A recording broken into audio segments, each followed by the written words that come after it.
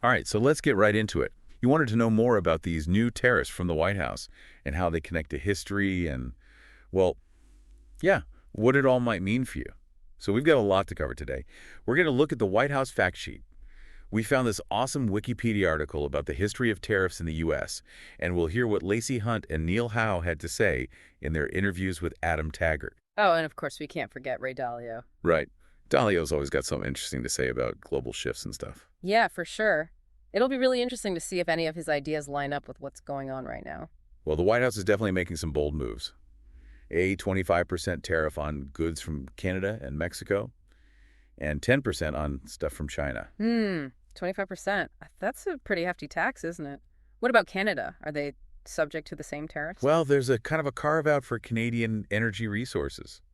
They only get hit with a 10% tariff. Interesting. So is this purely about economics, or is there like a political angle too? They're using all the buzzwords: illegal immigration, drug trafficking, fentanyl specifically, and national security. It's all about protecting American interests. America first and all that. That rhetoric sounds familiar. It kind of reminds me of the protectionist policies we've seen in the past. Right, like back when they used tariffs to shield domestic industries from foreign competition. Exactly. Tariffs have a long and complicated history in the U.S.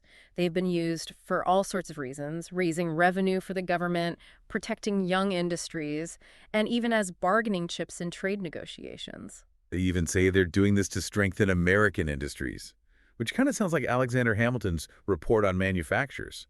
Didn't he want to protect those new industries to help them get off the ground? Yeah, that's right. Hamilton was all about nurturing those infant industries to make the U.S. more economically independent. It's amazing how that same logic is still being used today.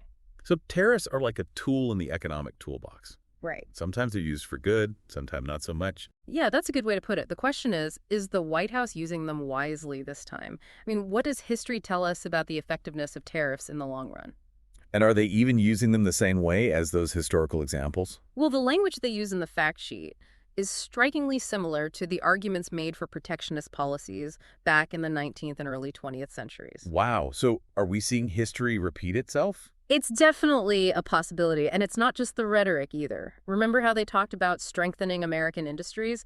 That really echoes Alexander Hamilton's famous report on manufacturers. Right. He was all about protecting those infant industries. Yeah. Those businesses that are just starting out, to help them grow and compete globally. Exactly. Hamilton believed that protecting these new industries was crucial for the nation's economic independence. And it's fascinating to see how that same logic is being applied today. So it seems like tariffs have always been a bit controversial. What are some of the downsides we've seen historically? Were there any times when things went really wrong because of tariffs? Well, one of the biggest risks with tariffs is that they can lead to retaliation from other countries. Remember, tariffs are essentially taxes on imported goods. Right. And when one country imposes tariffs, other countries often respond by doing the same, which can escalate into a full-blown trade war. And nobody wins a trade war, right? That's the general consensus. Yeah. Trade wars tend to hurt everyone involved. They disrupt global supply chains, raise prices for consumers, and can even lead to economic recessions or depressions. Yikes. So are there any specific examples from history where tariffs really backfired? Oh, absolutely. One example that immediately comes to mind is the Smoot-Hawley Tariff Act of 1930. It was meant to protect American farmers and businesses during the Great Depression, but it actually ended up making things much worse. Really? How so? Well, it triggered a wave of retaliatory tariffs from other countries, which basically shut down international trade and deepened the global economic crisis. Many economists believe that Smoot-Hawley was a major contributing factor to the severity of the Great Depression. Wow, that's a pretty stark warning about the potential dangers of tariffs. Makes you wonder if the White House has considered all the possible consequences of these new tariffs. It's a valid concern. That's why it's so important to look beyond the headlines and consider the historical context, as well as the insights of economists who are studying these issues closely. Speaking of which, let's shift gears and bring in some modern-day economic gurus. We've got Lacey Hunt and Neil Howe. What do they have to say about all this? Great idea. They offer some really interesting perspectives that challenge the conventional wisdom about tariffs and the economy. Okay, so Lacey Hunt, he seems pretty worried about deflation. That's when prices go down, right? And he thinks we're drowning in debt. You got it. Hunt argues that excessive debt is like a giant anchor weighing down the economy. It prevents businesses from investing, stifles innovation, and makes it harder for consumers to spend money. So how do tariffs fit into all of this? Well, Hunt's concern is that tariffs could actually make the debt problem worse. Remember, tariffs raise the cost of imported goods. And when businesses have to pay more for their inputs, they often have to raise prices for consumers. That can lead to inflation, which might sound like a good thing, but it can actually erode purchasing power and make it even harder for people to make ends meet, especially if wages aren't keeping up. So it's a bit of a catch-22. Tariffs could lead to inflation, which hurts consumers. But if they don't lead to inflation, it might be because the economy is already so weak that it can't handle the added costs. Exactly. It's a delicate balance, and Hunt believes that tariffs are more likely to tip the scales towards deflation, which, as we discussed earlier, can be incredibly damaging to the economy. Okay, so Hunt is painting a pretty bleak picture. What about Neil Howe? He's the guy behind the fourth turning theory, right? Something about history repeating itself in cycles. That's right. Howe argues that societies go through recurring periods of crisis and renewal, each lasting roughly a generation. He calls these cycles turnings, and he believes we are currently in a fourth turning, an era characterized by social and political upheaval. Hmm. So you're saying these tariffs could be more than just an economic policy. They could actually be a symptom of a much larger cyclical shift happening in society. It's a fascinating idea, isn't it? And it raises a lot of questions about the long-term consequences of these actions. Are we simply reacting to short-term pressures, or are we unknowingly contributing to a much larger historical drama? To answer those questions, we've got to bring in another brilliant mind, Ray Dalio. Absolutely. Dalio's work provides a valuable framework for understanding how empires rise and fall, and his insights could shed light on where the U.S. is headed in the 21st century. Dalio's got this whole theory about empires. He analyzes how they rise and fall throughout history, and he says the U.S. is showing some classic warning signs of decline. Okay, like what? Massive debt, a widening gap between the rich and the poor, and, just this general sense of internal conflict. That doesn't sound too good. How do these warning signs connect to these new tariffs? Well, Dalio emphasizes that excessive debt can really cripple an empire.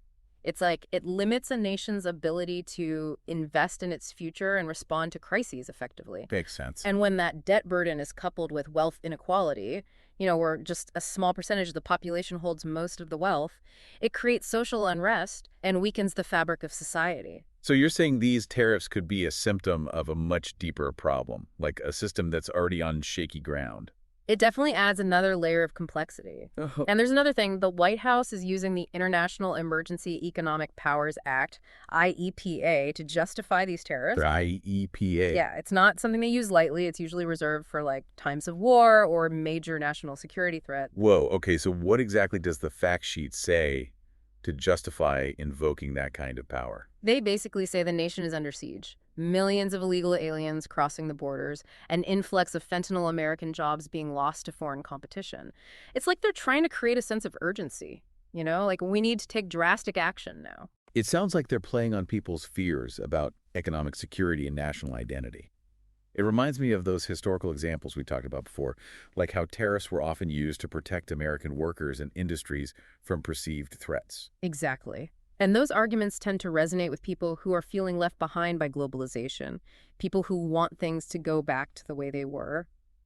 But as we saw with Smoot-Hawley, those simple solutions often have unintended consequences. Remember how we talked about how tariffs can lead to trade wars, higher prices for consumers, and even economic depressions? Right, exactly. And that brings us back to Hunt and Howe's perspectives. How do their warnings about deflation and societal upheaval fit into this larger narrative? Yeah, let's circle back to them. What was Hunt saying about deflation again? So Hunt argues that excessive debt is already acting as a drag on economic growth, and that tariffs could actually push us closer to deflation, a sustained period of falling prices. But wait, wouldn't that be a good thing? Like cheaper stuff? It might seem that way at first, but deflation can actually be really destructive. It discourages investment, leads to lower wages, and makes it harder to pay off existing debts. Oh, I see. So it's not just about the price tag on those imported goods. It's about the ripple effects throughout the entire economy. Exactly. And that's where Howe's fourth turning theory comes in. He argues that these periods of crisis and renewal aren't just random events, they're recurring cycles in history. Okay, so how could that impact my life? Like, what does that even mean? Well, Howe's theory suggests that we're in for a period of really intense social and political upheaval. Think about other fourth turnings in American history: the Revolutionary War, the Civil War, the Great Depression, and World War II. Oh, wow. Yeah. Those are some pretty major turning points. Exactly. They were times of great turmoil, but also great transformation. And Howe believes we're due for another such turning point. So you're saying we should buckle up because things could get bumpy. It's definitely a possibility. But remember, even in times of crisis, there are opportunities. Innovation often flourishes during periods of upheaval. New industries emerge, social movements gain momentum, and people find creative ways to adapt and thrive. Okay, so it's not all doom and gloom. There's potential for positive change as well. But what about Dalio? How does his analysis of empires fit into all of this? Dalio's work is all about understanding these historical patterns. He says that empires rise and fall based on certain factors: debt, internal conflict, external challenges, and the emergence of new powers. And when you look at the U.S. today, it's exhibiting many of the classic signs of an empire in decline. So is Dalio saying that the U.S. is headed for a fall from grace? He's not making any specific predictions. He's just saying that we need to be aware of these historical parallels. The decisions we make in the coming years will determine our future. It's a lot to take in. We've covered so much ground today. The White House's reasons for these new tariffs, the historical context, economic forecasts, and these huge theories of history. It's almost overwhelming. It is a lot to process. It is a lot to process, but that's what we're here for, to help you make sense of it all and figure out what it means for you, your everyday life. Right, that's the big question. How could these tariffs actually impact, like, my personal finances, my job? Well, let's start with Hunt's deflationary outlook. Remember, he's worried that those prices are going to start dropping. Yeah. So if that happens, is that good for me or bad for me? Well, it can be both. Yeah. On the one hand, your money could go further. You could buy more stuff with the same amount of cash. Think about it. If groceries, gas, clothing, if all those prices start to drop, that would free up some space in your budget, right? Yeah, that makes sense. But here's the catch. Deflation can kind of spiral out of control. If people expect prices to keep falling, they might put off those big purchases, like cars or houses. Oh, yeah, they're going to wait for a better deal. Exactly. And that hurts businesses, which can lead to layoffs, wage cuts. It's a vicious cycle. And what if I have debt, like a mortgage or student loans? Deflation makes it way harder to pay off those debts. Your income might shrink, but you still owe the same amount. Ouch, okay. So, I get it, cheaper stuff isn't always a good thing. Right. It's way more complicated than that. Okay, so what about how? What was that fourth turning thing again? How could that impact me? Well, remember, Howe says we're in for a period of intense social and political upheaval. Yeah, but what does that look like in real life? Well, think back to other fourth turnings in American history. We had the Revolutionary War, the Civil War, the Great Depression, World War II. Oh, those are some crazy times. Exactly. Times of great turmoil, but also times of great transformation. So you're saying things could get pretty wild? It's a possibility. Yeah. But even in a crisis, there are always opportunities. Think about it. New industries often pop up during those periods of upheaval, right? And social movements gain momentum. People find creative ways to adapt and thrive. So it's not all doom and gloom. There's potential for positive change too. Mm-hmm. But what about Dalio? What's his take on all this? Remember, Dalio's all about understanding these historical patterns. He says empires rise and fall based on these key factors: debt, internal conflict, those external challenges, the rise of new powers. And right now, well, the U.S. is showing a lot of those classic warning signs of an empire in decline. So is he saying the U.S. is done for? It's all downhill from here? He's not making any predictions. He's just saying we need to pay attention to these historical parallels. The choices we make in the next few years, well, they're going to determine our future. That's a pretty powerful thought. It is.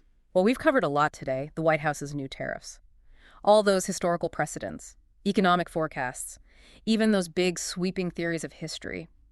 What's the key takeaway here? What should our listeners be thinking about as they go about their day? I think the main point is that we are living in a time of massive change. The world is shifting around us, Economic forces are reshaping our lives. History is repeating itself. It's fascinating, and it's also a little bit scary. Definitely. So how do we make sense of it all? By understanding these trends, these cycles, it can help us make better decisions about our money, our careers, even just our roles as citizens. It's not about predicting the future. It's about being prepared for anything. Well said.